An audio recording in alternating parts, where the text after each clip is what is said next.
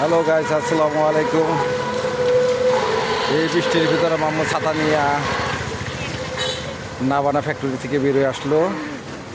মামা আসসালামু আলাইকুম, কেমন আছেন? এবার রাহেন আসেন মামা, আপনারা দেখাই সবারই। আমার সুন্দরী মামা, আসেন। ঘাস খাচ্ছেন? ঘাস খাচ্ছেন না মামা?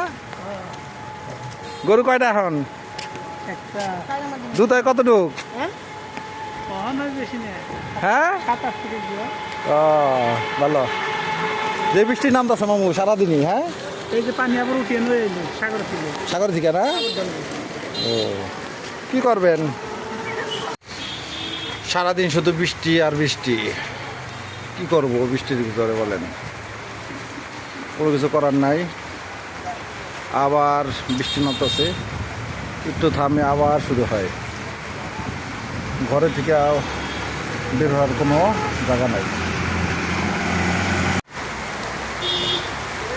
কিছু করার নাই। অটো দিয়ে লাস্টে যাওয়া শুরু করলাম বৃষ্টির ভিতরে। কি করব আর, হাঁটিয়ে যেতে পারতাছি না, বৃষ্টি আর বৃষ্টি। অটো নিয়ে নিলাম। হোম বৃষ্টি হোম বৃষ্টি না?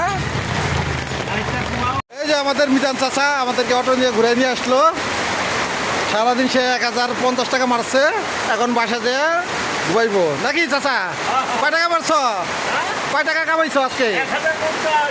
আর কোনো চিন্তা নেই না?